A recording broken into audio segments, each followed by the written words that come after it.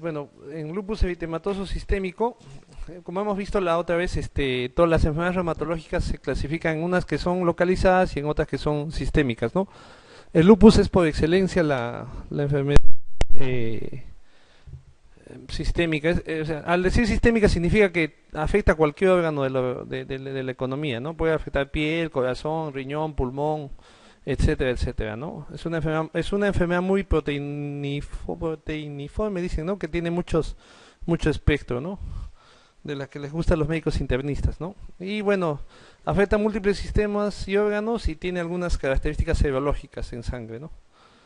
Es más frecuente en mujeres, en negros, en orientales y generalmente afecta de 15 a 40 años, ¿no? Hasta un 90% de casos son mujeres. De las enfermedades reumatológicas sistémicas, la mayoría tienen predilección por el sexo femenino, excepto la espondiloartropatía o las espondiloartritis, ¿no? Las demás que vimos, lupus, bueno, y la enfermedad esta de cristales, ¿no? Las demás enfermedades generalmente son en mujeres, ¿no? Lupus, artritis, vasculitis, etcétera.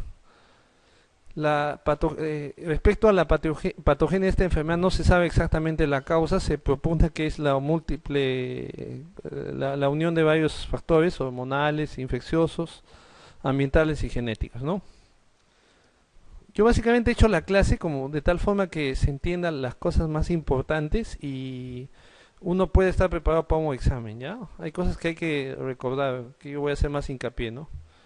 A ver, en etiopatogenia generalmente la causa no se conoce exactamente, ¿no? Se piensa que es la unión de varios factores. Algunos virus, los estrógenos, algunos factores ambientales, algunos factores genéticos. En esto de hormonales es importante mencionar que la prolactina es un reactante de fase aguda, que los estrógenos están involucrados en esto. Hemos visto muchos pacientes con lupus que exacerban su enfermedad o que inician su enfermedad luego de usar terapia de reemplazo hormonal o terapia hormonal para embarazos. Es muy frecuente esto, ¿no? En mujeres que desean gestación.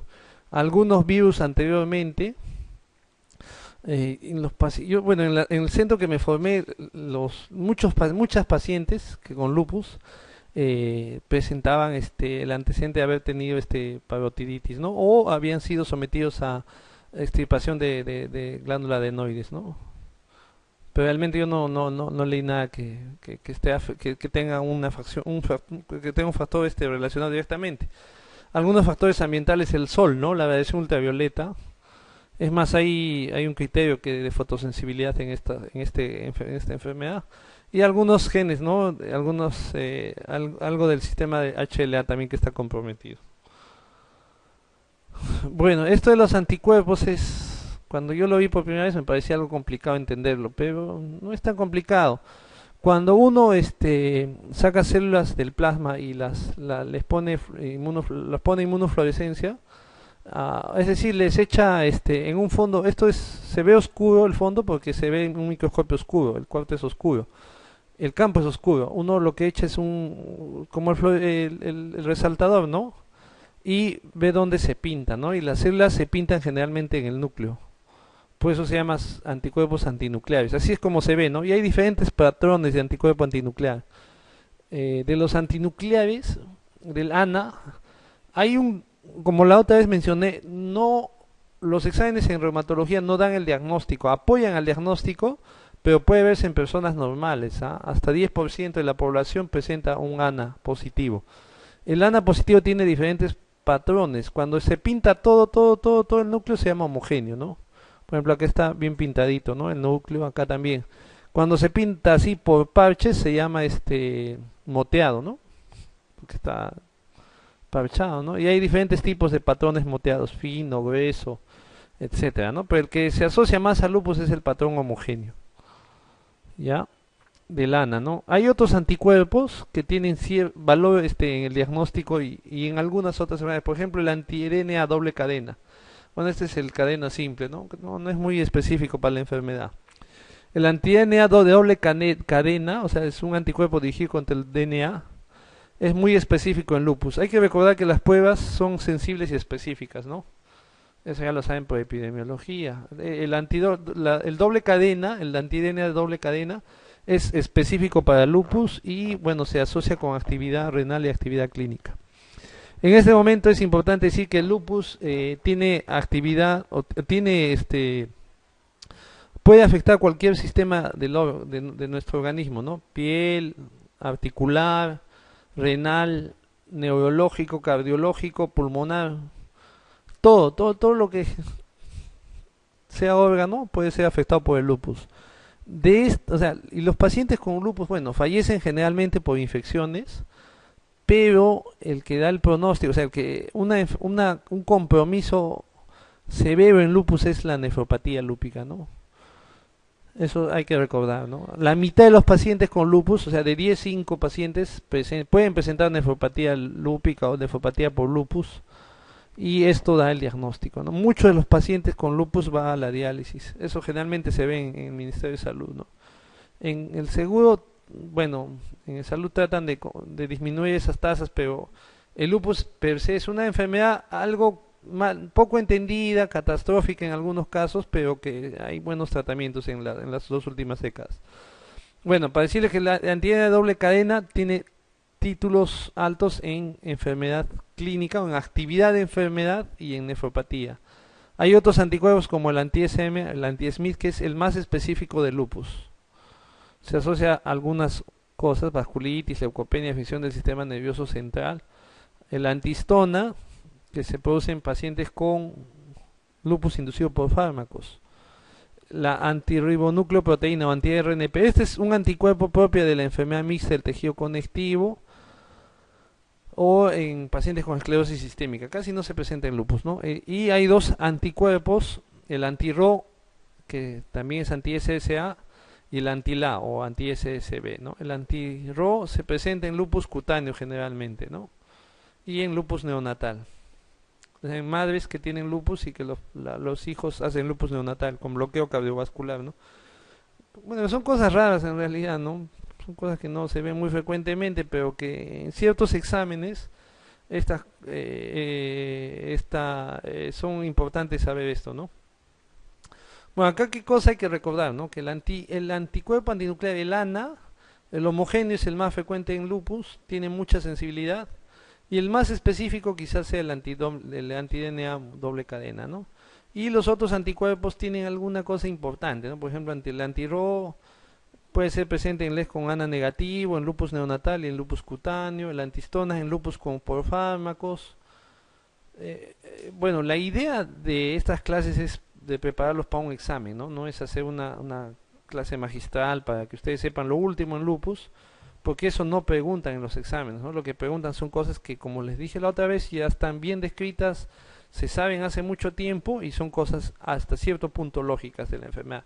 El detalle es que en esto de medicina o en medicina interna hay varios capítulos y uno cuando ve preguntas de medicina a veces no sabe qué hacer, ¿no?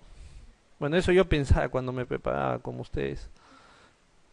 Pensé que estudiando la parte de ginecología, pediatría y digestivo del MIR, de esos libritos verdes, que no sé qué colores se ven ahora, uno ya podría saber bien el 60%, ¿no? Y así hice las veces que postulé. Y bueno, y verdad, y va bien, ¿ah? Realmente a mí me fue bien. Yo ingresé, hice 2 especialidades y las 2 veces que postulé ingresé, ¿no? Pero bueno, para salir un poquito del tema nomás, ¿no? Si uno estudia del MIR, yo pienso eso personalmente, ¿ah? La parte de pediatría, la parte de ginecología, la parte de cirugía y digestivo, pero se las aprende bien, pues desde la primera página hasta la última, aunque sea de memoria, uno tiene un 60-70% del examen en sus manos, ¿ah? Realmente en el examen hay una parte de salud pública que pues es una incógnita de dónde van a preguntar, ¿no? Yo no lo sabía, al menos no sabía de dónde iban a preguntar. Esa vez conseguía clases de San Marcos, de las academias, pero realmente a veces no salían. Pero si uno aprendía esas partes, estaba muy orientado en lo que iban a preguntar, ¿ah? Bueno, pero y va bien, bueno. Cada uno tiene que, como dije en la otra clase, saber cómo enfrentarse al examen, ¿no? Pues a saber, hay gente que es muy inteligente, ¿ah? Yo tengo miles de amigos que son eruditos, pero a la hora de dar examen, o 11, 12 en la maestría, pero a la hora de tratar a los pacientes o hacer clases son muy buenos, ¿ah? Por eso hay que saber dar exámenes, ¿ah? Y sobre todo hay que leer bien la pregunta, hay que ver lo que preguntan bien, como vamos a ver después. Bueno, el lupus, anticuerpo antinuclear ya mencioné que es muy frecuente, muy sensible, pero no muy específico. El doble cadena, el antígeno doble cadena, el antihistona en fármacos, que es lo mismo, ¿no? Acá no hay que marearse, ¿no? Hay que saber que hay dos anticuerpos, el ANA, que es sensible, y el anti-SM, que es muy específico, ¿no? Nada más. Las otras cosas existen, pero no hay que marearse, ¿no? Hay que saber también qué cosa hay que meter en el cerebro también de los datos que uno escucha en esto de prepararse para el examen.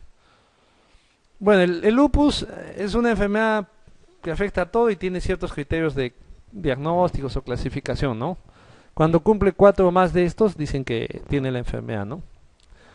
Entonces tiene eritema malar, tiene lupus discoide, tiene fotosensibilidad, úlceras orales, artritis, cerebrositis, enfermedad renal, enfermedad neurológica, alteración hematológica, trastorno inmunológico y anticuerpos antinucleares.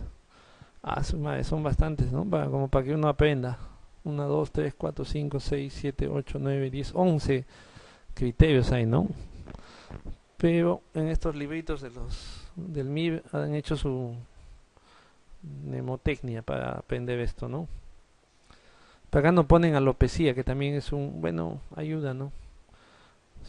A ver, esto es seguro que ustedes también tienen este libro, ¿no? ¿O no? Sí, sí tienen, ¿no? Sí deben tener, porque yo tenía eso también cuando me preparaba. Hay una mnemotecnia para saber los criterios, ¿no? Hoy un Safari dice, hoy H de hematológico, U de úlcera oral, N de alteración neurológica, S de cerebrositis, que puede ser corazón o pulmón, A de artritis, F de fotosensibilidad, A de ANAS, que es compromiso inmunológico, R de compromiso renal y I de inmunología, ¿no? En la inmunología estaba el doble cadena, ¿no? Che, es una enfermedad que realmente ataca todo, ¿no? Es una enfermedad que nuestros mismos anticuerpos afectan a cualquier sistema, ¿no? Bueno, a ver, entonces hemos dicho que afecta a todo, ¿no? Pero ¿cómo se presenta? ¿Cuál es el cuadro clínico de esta enfermedad, no? Generalmente, y lo he puesto en porcentajes para que se entienda un poco mejor, los pacientes generalmente hacen síntomas generales o constitucionales, ¿no? Hasta en 90% de casos. Anorexia, adelgazamiento, fiebre, ¿no? Síntomas inespecíficos por demás, puede ser cualquier cosa que de esto. 90% de casos, que el paciente tenga fiebre, malestar, que no tenga ganas de hacer cosas, etcétera. Pero per se no son criterios de diagnóstico. Que tenga síntomas musculoesqueléticos, ¿no? Que le duelan las articulaciones, los músculos, que tenga una artritis no erosiva, o sea que en la placa no haya hueso comido, que tenga osteonecrosis, miositis, dolor muscular, ¿no? Hasta en 95% de casos puede presentar alteraciones musculoesqueléticas, ¿sí? Primero general, o sea, luego musculoesquelética, dérmico, hasta en 70-80% de casos puede presentar cuadro dérmico, ¿no? Lupus rash malar, creo que es lo más frecuente, lupus discoide, que casi yo no he visto, lupus cutáneo subagudo, ¿no? Que son más para dermatólogos. El cuadro dérmico inespecíficos, fotosensibilidad, alopecia, que puede ser difusa o cicatrizal. Acá uno le pregunta al paciente cuántos cabellitos, al amanecer, cuántos cabellitos hay en la almohada, dice, ¿no? Hay gente que dice, tengo bolas de cabellos cuando amanece, doctor. Normalmente la mujer, que es la que cuenta más sus cabellos, porque el hombre casi no lo hace, ¿no? Normalmente se pierden 100 cabellitos por día, es lo que normalmente salen, ¿no? Es bastante lo que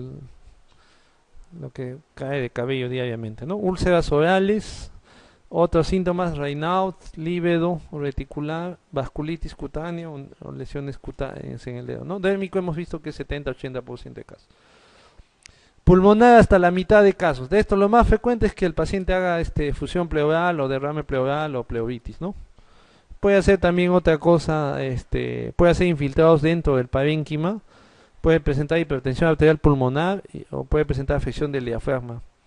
Estas cosas son bien raras, ¿ah? Pero sí las he visto, ¿no? Que hagan parálisis del diafragma, que hay hipertensión arterial pulmonar, que es una enfermedad seria que tiene mal pronóstico generalmente, que haga compromiso parenquimal, neumonías, hemorragia alveolar, otra emergencia en reumatología, o que haga un proceso intersticial, ¿no? Que puede ir a una fibrosis.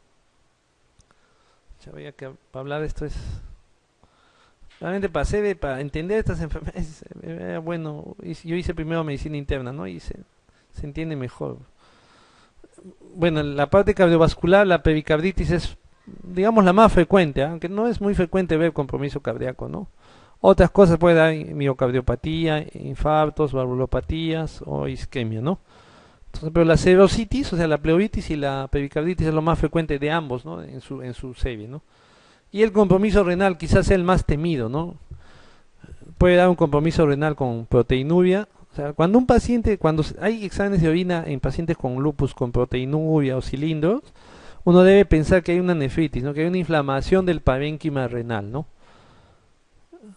Entonces, es serio esto, ¿ah? Porque el paciente con proteinuria o cilindros o con estos dos síntomas, en realidad el paciente debía someterse a biopsia renal, ¿no? Y bueno, alguno de estos tipos. De estos tipos, bueno, no es necesario que se lo aprendan, ¿no? Esto no creo que pregunten, no lo van a hacer, pero hay que saber sí que hasta la mitad de casos puede tener un compromiso renal. Hay nefritis mesangial, que es digamos, una enfermedad benigna. La glomerulopatía proliferativa es lo más serio, ¿ah? Estos pacientes generalmente pueden ir a falla renal, ¿no? Y a diálisis en el corto plazo si es que uno no da el tratamiento adecuado. La glomerulopatía membranosa, que también es una patología algo benigna, ¿no? Pero la proliferativa, ¿no? Esto significa que la enfermedad comienza a crecer, ¿no? En todo el riñón, bam, bam, bam, bam. Por eso se prolifera, es como una planta, ¿no? Que va creciendo. Puede crecer por parches, ahí se llama focal, o puede crecer todo. Es seria esta enfermedad, ¿no? Porque avanza, como dicen los pacientes. La membranosis y la mesangial son un tanto benigna, ¿no? Bueno, trastornos hematológicos también hasta en 85% de casos, ¿no? Puede presentar anemia en enfermedades crónicas, hemólisis, anemia hemolítica con reticulocitos elevados, leucopenia o linfopenia. Leucopenia es menos de 4000, ¿no? En dos ocasiones, linfopenia y trombocitopenia. O sea, todas las penias, pancitopenias. Neurológicos también puede presentar convulsiones o psicosis. Esto es frecuente, es muy frecuente que los pacientes presenten depresión, los pacientes con lupus. Es frecuente, pero es un síntoma que digamos es menor, ¿no? Bueno, trastorno inmunológico es que significa que presenta anticuerpos distintos a LANA, antidoble cadena, anti-SM, anticuerpos antifosfolípidos. Puede presentar falsos positivos para sífilis, bueno, y los famosos anticuerpos antinucleares. Bueno, el tratamiento de esta enfermedad es así, ¿no? De acuerdo al órgano comprometido, ¿no? Esta es una enfermedad que se hace control de daños, ¿no?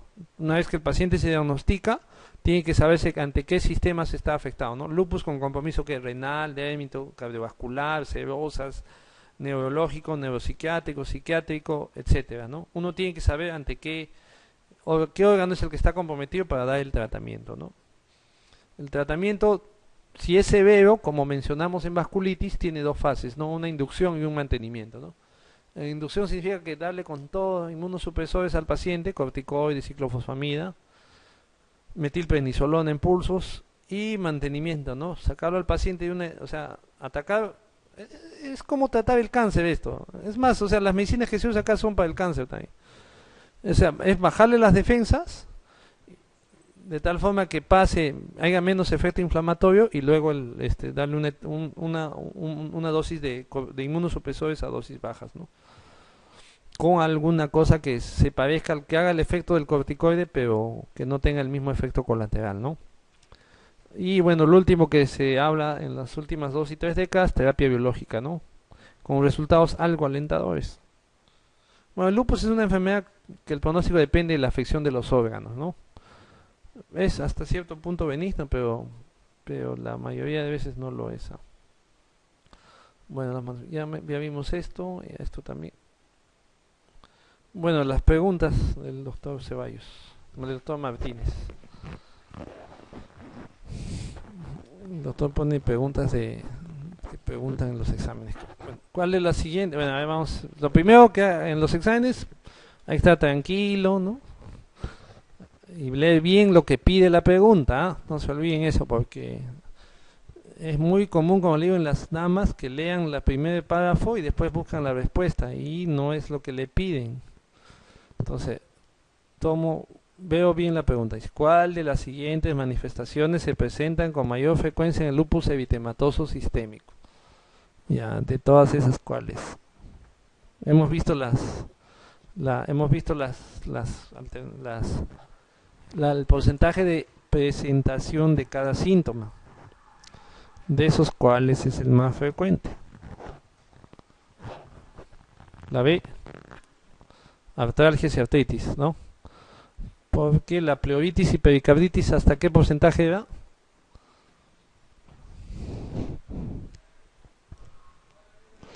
Y acuérdense de esto, ¿ya? Todo lo que está en el abdomen y en el tórax es 50%, ¿ah? O sea, eso es o sea, o pulmón, o corazón, o riñón, hasta en 50% se puede afectar en lupus. Las lesiones cutáneas en 75 y las artralgias hasta en 90, ¿no? Casi como las generales está. ¿Sí? Si a ustedes le preguntan cuál es la alteración más temida en lupus, ¿cuál marcarían ustedes de esas? A ver. ¿Cuál es? La nefropatía, ¿no? La afección renal. Bueno, en este caso es ¿cuál es lo más ¿cuál se presenta con mayor frecuencia en este grupo? Dice, ¿no? Esta es una pregunta que no sé dónde la han sacado. Señale la respuesta falsa con respecto al ES-ANA negativo. El ES-ANA negativo no es muy frecuente, 10% de casos es ANA negativo. La clínica cutánea, el raynaud es más frecuente, la pleuritis es más frecuente, la pericarditis, los anticuerpos. ¿Cuál será? Bueno, el lupus ANA negativo en realidad es una patología poco frecuente, ¿no? Pero por sí es una patología benigna, digamos, hasta cierto punto, ¿no? La clínica cutánea es prominente. Yo, la verdad que no.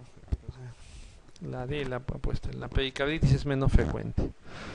La verdad que cuando uno ve ANA negativo lupus, ya piensa en enfermedades menos agresivas. A ver, otra pregunta. Bueno, esta pregunta sí está sencilla. ¿Cuál de los siguientes tipos de anemia es criterio diagnóstico de lupus?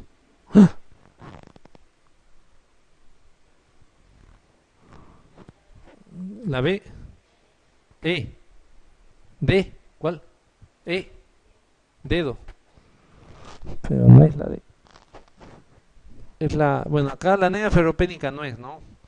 Hemos dicho que es una enfermedad autoinmune, ¿no? O sea, debe haber algo de autoinmune. No es un proceso crónico, no es megaloblastia, entonces está entre la D y la E, ¿no? Anemia hemolítica Kunz positivo. O anemia hemolítica con reticulocitosis. La anemia hemolítica puede ser, generalmente, el criterio es con reticulocitosis. Nice. Esta pregunta, ¿cuál de las siguientes determinaciones de anticuerpos es de resultado positiva más específica de lupus? Eritematoso sistémico. El antinuclear es sensible, ¿no? Pero específico no es. Anti-RNP, anti-SCA, anti-SCB, no. La respuesta es la no, anti-SM, el anti-Smith. El anti-Smith. Acá dice, si una enferma con lupus diseminado presenta un infiltrado pulmonar, lo más probable es que se trate de neumonitis intersticial con fibrosis, neumonitis aguda lúpica, edema pulmonar, hemorragias intraalveolares o infección pulmonar. Por descarte, ¿ya? ¿Cuál de todas esas patologías de abajo no se parecen? Yo en un momento dije que estos pacientes fallecen de algo, generalmente, los pacientes con lupus. En realidad, los pacientes con lupus fallecen por infecciones o por enfermedad cardiovascular. Esta es una enfermedad inflamatoria que lleva a infartos. Porque el paciente que hace compromiso renal quema el riñón y se va a diálisis y ahí acabó el lupus. Se acabó el lupus. Ya la actividad de la enfermedad es menor. En cambio, los pacientes con vasculitis y que que hacen compromiso renal, el compromiso renal es el más temido en las vasculitis ANCA positiva que hablé la otra vez y la vasculitis o ANCA asociado es como debe llamarse y el lupus, ¿no? El paciente va y quema el riñón y se va a la diálisis. Y en lupus se sanó la diálisis, con la diálisis se sanó el lupus, ¿ah? Ya no presenta síntomas. En cambio la vasculitis, no, la vasculitis van a diálisis y todavía presentan actividad en otros órganos. Bueno, en ese entender, acá a ver, neumonitis intersticial, neumonitis aguda, edema pulmonar, hemorragia intraalveolar, dice, ¿no? Yo, en realidad, neumonitis intersticial no es lo más frecuente, ¿no? Hemos visto que lo más frecuente de un paciente con lupus es que tenga de compromiso pulmonar que era. O sea, en el pulmón, o sea, puede haber compromiso de pared torácica, incluye eso el diafragma, o puede haber compromiso del parénquima, o sea, del pulmón, o puede haber compromiso de lo que está entre la pared y el pulmón, ¿no? Que es la pleura, ¿no? Lo más frecuente ver en pacientes con lupus es que tengan efusión pleural o derrame pleural o pleuritis, ¿no? Pero ese es compromiso de la serosa, ¿no? En compromiso intersticial, o sea, dentro o parenquimal, como ustedes quieran llamarlo, lo más frecuente es ver que el paciente tenga compromiso de una infección pulmonar, ¿no? Cuando ve un infiltrado, ¿no? Un infiltrado significa que está dentro del parénquima, ¿no? Sin evento, ¿no? Entonces, lo más frecuente es que el paciente tenga infección pulmonar, que esa es la causa más frecuente, o sea, que eso es lo que, como le mencioné, lo más frecuente en estos pacientes es que hagan infecciones. Si te dicen cuál es el compromiso pulmonar más frecuente, obviamente la pleuritis o el derrame pleural es lo más frecuente, ¿no? Las otras cosas son raras, ¿no? Hemorragia intraalveolar. Las hemorragias intraalveolares son realmente catastróficas, ¿ah? Bueno.